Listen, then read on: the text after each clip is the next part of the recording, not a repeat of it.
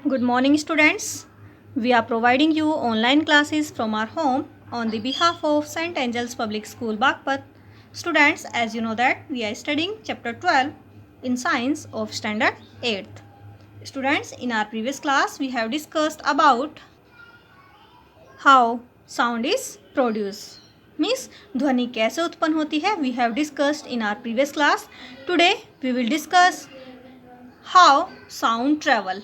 ध्वनि कैसे ट्रेवल करती है in a medium. Today we will discuss. Have you ever thrown pebble in a pool of water. क्या आपने वाटर के पूल में किसी पेबल को, कंकड़ को फेंका है. The impact of pebble in water create ripples of wave. Means जो पेबल्स का, कंकड़ का जो प्रभाव है वाटर में, वो एक रिपल ऑफ वेव्स मीन्स तरंगों की लहर क्रिएट करता है. दैट स्प्रेड इन पूल, जो कि पूल में फैल जाती है. वाइब्रेशन कोज वेव्स, और वाइब्रेशन की वजह से तरंगे कोज होती है. इन द एयर, एयर में.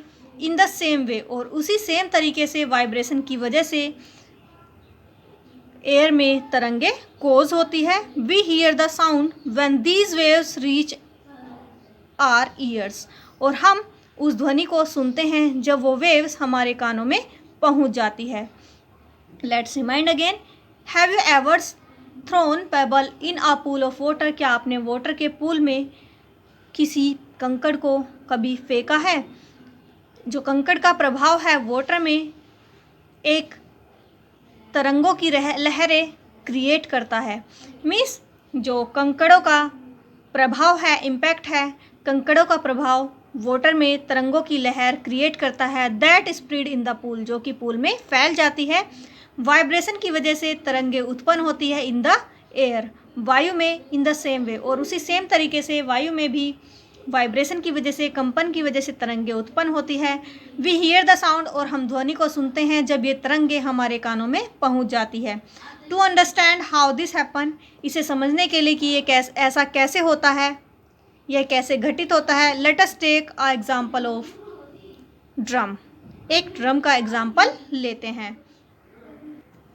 व्हेन अ ड्रम स्ट्रक, जब किसी ड्रम को स्ट्रक किया जाता है, हिट किया जाता है.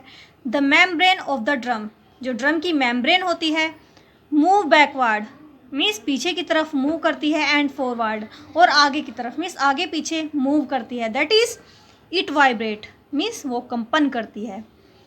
This cause the air molecules surrounding the drum to vibrate. ये ड्रम के चारों तरफ एयर मोलिक्यूल्स कोज करती है टू ड्रम वाइब्रेट, ड्रम को वाइब्रेट करने के लिए.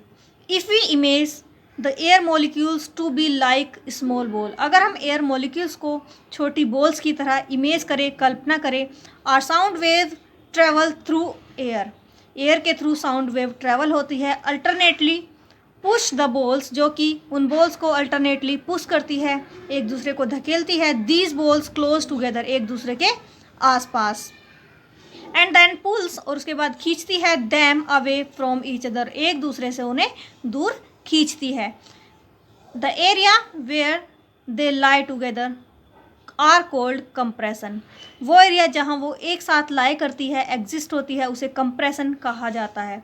And the area where they lie away from one another, और जहाँ ये एक दूसरे से दूर होती है उसे रेयरफैक्शन कहा जाता है. रेयरफैक्शन मीन्स उनके बीच में गैप बन जाता है. कंप्रेशन मतलब दबाव होने की वजह से उनके बीच में गैप कम हो जाता है. A diagrammatic representation of propagation of sound means sound का अध्यारोपण की एक diagrammatic representation here is given in figure 12.2 which you can see. As the sound wave propagate, जैसे ही साउंड वेव अध्यारोपित होती है, प्रोपेगेट करती है एक दूसरे के ऊपर. The molecules themselves don't move from one point to another, जो मोलिक्यूल्स है वो एक पॉइंट से दूसरी जगह मूव नहीं कर पाते. दे ओनली वाइब्रेट, वो केवल कंपित होते हैं, वहाँ वाइब्रेशन होता है. अबाउट अ मीन पोजिशन, उनके मध्य पोजिशन के about. It is the effect that propagate and reaches our ear, और यही इफेक्ट है जिससे ये साउंड प्रोपेगेट होता है और हमारे कानों तक पहुंचता है. Let's remind again. जब हम किसी ड्रम को हीट करते हैं तो उसकी मेम्ब्रेन आगे पीछे की तरफ मूव करती है, दैट इज़ वाइब्रेट होती है। इसका मतलब वाइब्रेट होती है। इसकी वजह से जो मॉलिक्यूल्स हैं वो ड्रम के चारों तरफ वाइब्रेट होते हैं। अगर हम इमेज करें कि ये एयर मॉलिक्यूल्स छोटी छोटी बॉल्स की तरह है, तो जो साउंड ट्रेवल होता है थ्रू एयर, अल्टरनेटली उसे उन बॉल्स को एक दूसरे की तरफ पुश करता है and pull from each other, और एक दूसरे से दूर भी करता है। मीन्स कुछ देर के लिए तो एक दूसरे की तरफ पुश करता है और कुछ देर के लिए पुल करता है फ्रॉम ईच अदर। और वो एरिया जहाँ ये एक दूसरे के साथ एग्जिस्ट होते हैं, पुश किया जाता है उन बॉल्स को, उसे कंप्रेशन कहा जाता है। और जहाँ ये एक दूसरे से दूर होते हैं उसे रेयरफैक्शन कहा जाता है, विच you can C in the figure. जैसे ही साउंड प्रोपेगेट होती है, मॉलिक्यूल्स एक दूसरे की तरफ एक दूसरे से दूर मूव नहीं कर पाते, वे केवल अपने मीन पोजीशन के अबाउट वाइब्रेट करते हैं। और यही इफ़ेक्ट उन मॉलिक्यूल्स को प्रोपेगेट होने के लिए एबल बनाता है और हमारे कानों तक पहुंचाता है, जिससे साउंड ट्रैवल करता है और हम सुन पाते हैं। So students, it is the example of drum by which sound is travel in our ear and we hear it. Now sound needs a medium of travel. अब हम कह सकते हैं साउंड को एक मीडियम की रिक्वायरमेंट होती है ट्रैवल करने के लिए। Sound wave require a material such as solid, liquid और gases to travel through.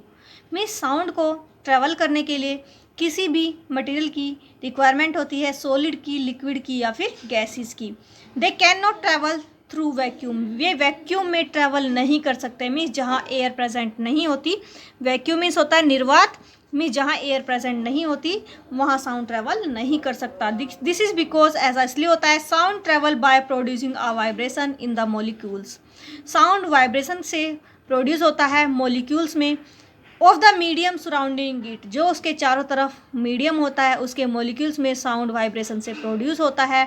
And there are virtually no molecule in vacuum, और वैक्यूम में कोई भी मॉलिक्यूल नहीं होता, मीन्स जहाँ एयर नहीं होती वहाँ कोई भी एयर मॉलिक्यूल्स नहीं होता। Then we can say in vacuum sound can not travel. निर्वात में साउंड ट्रैवल नहीं कर सकती। साउंड को ट्रैवल करने के लिए किसी मीडियम की रिक्वायरमेंट होती है, चाहे वो सॉलिड हो, चाहे वो लिक्विड हो, चाहे वो गैस